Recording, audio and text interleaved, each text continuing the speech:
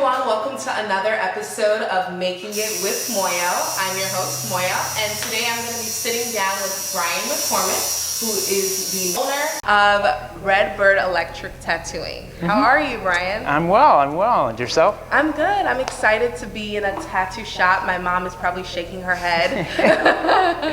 When did you get into becoming a tattoo artist? Officially, I started tattooing in 2002, but my life kind of pushed me that way. I started my apprenticeship in 2000 or 2001, but I've always been interested in tattoos. It was just sort of like, it took off at some point, and then I got serious about it. Now, did you have tattoos? Because I see you have a lot. Did you have tattoos before? I think that's really where it kind of snowballed. Is I got tattooed when I was 20, and that was my first time in a tattoo shop. None of my family had tattoos. No one I really knew had tattoos, so it was a completely different experience. And I had always drawn and been artistic, but it always seemed like a hobby. There didn't seem like anything I could do with it. And then when you sit in the tattoo shop and you start talking to the tattoo artist, and it was just sort of like, oh, maybe I could do this. And I just enjoyed the experience that much that I just kind of was like, okay, I think this is what I want to do, and then just started pursuing it then. Yes, and I actually saw something on your Instagram which really stood out to me, and I'm just going to briefly summarize it, but it says, I've started tattooing in the early 2000s, and in the years since, I have encountered racist, sexist, homophobes, and deadbeats in this industry. I have also had the chance to work with and for some wonderful people who were just doing what they loved. I promised myself that when my time came and I opened my own shop, that it'd be for the good ones, a safe place for artists and clients, regardless of race, gender, sexual orientation, gender identity, religion, etc. I can now finally honestly say I have accomplished that. So where were you in your life when you wrote that? If I remember correctly, when I wrote that, I had a bad run of people who worked for me that weren't the ideal of what I wanted. It was really sort of a means to an end, where I was like, I need bodies in the chair to do the job. And I think that they were doing the tattooing aspect of it, but I always felt sort of tied down by their personalities. And I was never really proud that they worked for me, but it was like, in business, sometimes you have to I need them, but you have to make a deal with the devil, right? And it just became a point where I said, I can't do this anymore. Like, I'm not happy with, this is not why I opened a shop. This is not what it is. And I got rid of those people, and it was a huge, financially it was a very scary place, but I could look in the mirror and go, whatever this becomes, if it lasts 3 weeks, this is the genuine, this is what it's supposed to be. And then, luckily it worked out. It took off, because we're here now. Yes, been in business for 6 years, and we don't have I don't remember what the specific date was, but it was the weekend of Thanksgiving 2 years ago that we moved to this location. So it sounds like you had you had to deal with fear, you had to deal with letting people go, you had to deal with uncertainty as an entrepreneur and as a business owner. How has that changed you? I think you just become more savvy. I've become more savvy and more just awake, I guess is a good, I really pay attention to what's going, not that I didn't before, but I really take the time to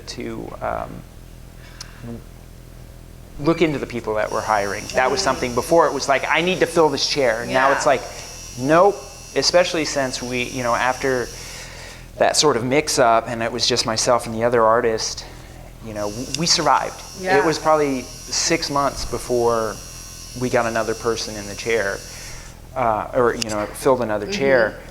But we survived. Right. You know, we got through it, and I think that I needed that to be like, you can risk some stuff if it means that in the end it's going to be closer to what you want it to be. Yeah. How do you make sure that your Redbird Electric Tattooing is, you know, a place where people know that they're getting quality, they're getting good customer service? How do you keep that reputation, that good reputation? Mainly it's just having good people. Like, I can trust. Staff.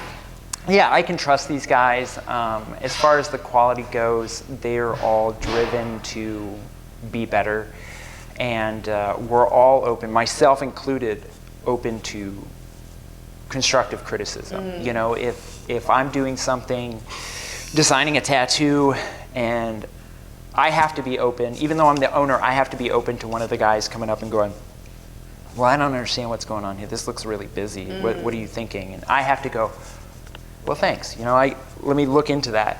And it's very much a give and take, and I think that helps with the quality aspect of it. That we're always driven to be better. We're always driven to learn more, and we're always open to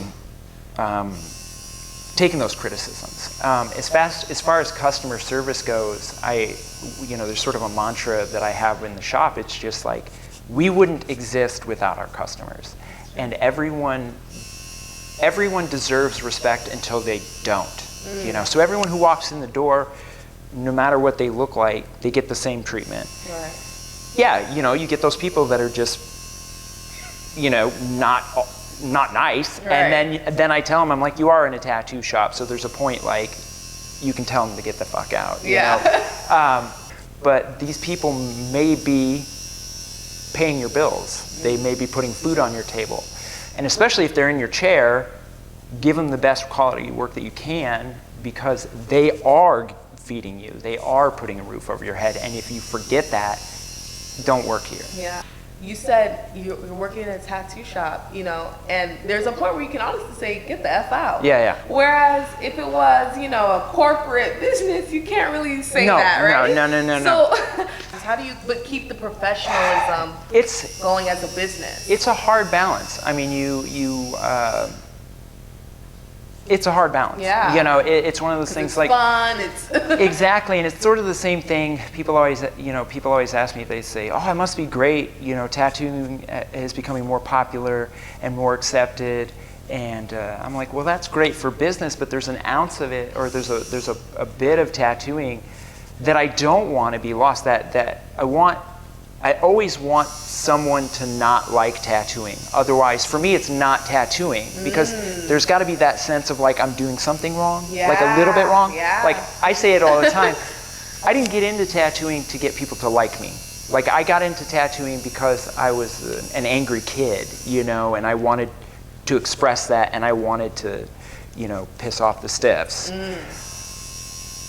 I don't feel that way now, right. But I still feel like that little bit of rebellion needs to remain in it. And so, yeah, you do. It's a fine line to walk when people walk in the door.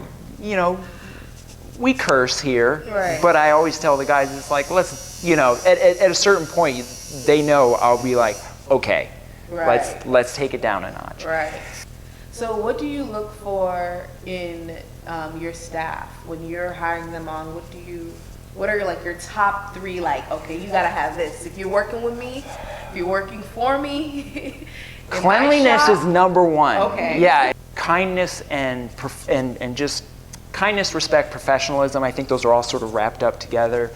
And you can read that pretty quickly in somebody, because I want them, you know, I want to actually spend time with this person, because we're there. I want to trust this person. Yes, yeah. with and the work that they're going to put on their body. and you can just talk to somebody and just know that, like, yeah, even I've had enough people try to hide it, and it'll come out, you know, that I was like, no, you're going to be a jerk to people, and I don't want that.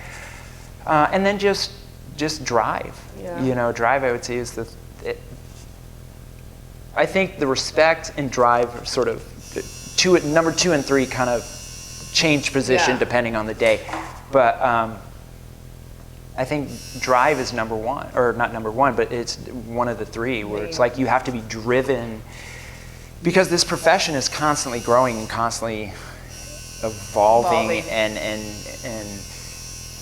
new techniques, new, just, I don't know, it's an industry, you know, so it's constantly changing, and if you're not driven, you just stagnate. And I mean, you see that in tattooing all the time, where there's a shop that, you know, this guy might have been the guy to go to in 1999, and if you look at his work, it looks like 1999. You know, it's like, it may be clean, but it's outdated. The font's old. Yeah, it's just like, it's just, you were great back then, and you could be great now, but you're out of touch. You know, and I think you have to, that drive is innate, it's inherent. You know, it's one of those things where it's like, you either got it or you don't got it. And I don't think it's really anything that you can learn. And all the guys that have come in, the number one thing that I think they all have in common is the fact that they're all driven. They're all trying to be better, and they want to be better. To a fault, because I'm always scared that they're gonna, you know, get really good and you know, but that's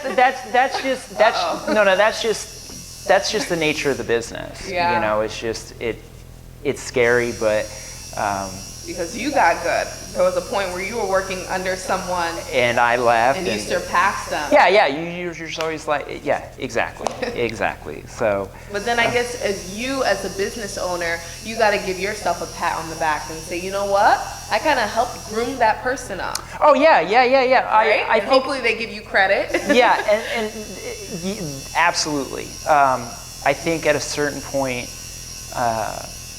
when I was a younger tattooer, it was all about me, and to some extent, it still is all about me. Like I want people to like my tattoos and really want to get tattooed by me. But it's a wide world as far as tattooing goes. I mean, it's everywhere. You know, as long as, even if it's illegal, people are doing tattoos there. I've been doing it for 17 years. I'm early 40s. I don't have the energy or the ability to really get out there as much as I'd like to. Not when I was 20, it was a never-ending stream of energy and drive and just like, I'm going to take over the tattoo world. You know, that doesn't mean that I haven't stopped wanting to learn and all of that, but it's not. I'm not working towards getting my name out there as me, as like, look at me, I do all this great stuff. Right, yeah. But I know through these guys, you know, if they go off into the wide open world, I like to think, you know, I think we've got a pretty good, you know, relationship that 10 years from now, when they're killing it in, you know, London or wherever it is that they end up, they'll be dropping my name, you know, and being like, yo, this dude taught me, and I can be like, it's like my kids. You know, I live through my children. Yes. So last question. You know, this show's called Making It, and I think you as a tattoo artist and as an owner, you're making it. So what does making it mean to you? Oh man, it's like I even watched an earlier episode and I saw you ask that question. I was like, man, I gotta have an answer for it. And I don't have an answer for it. I know. I should have done my homework. You did it halfway. I think it's just, and my wife's gonna be like, when she's gonna watch this, she's gonna be like, yeah, I say this to you all the time. Just being content with progress. Like, you know, if you move 5 inches, yeah, it's not 5 miles. It's not, you know, $5 is not $500. But if you're moving forward, be content that you're moving forward. Oh, I like that. 5. That's a good one. Yeah, that's a good one. It helps when you're just like, especially right now. This, you know, we were talking about it earlier that this is the slow time of the year, and we're still moving forward, just not as fast as we are in the busy time. And I just have to keep reminding myself of it. And I think that if you're still moving forward, you're making it. Right. So, well, thank you guys. Thank you for letting me interview no you in problem. your shop. Thanks for coming and in. yeah, make sure you guys check it out. You want to tell them where we're at? We are at 618 East Laurel in Springfield. We're at the corner of 6th and Laurel. Yeah, so thank you guys for watching this episode of Making It. I'm your host, Moyo, and I will see you guys next time.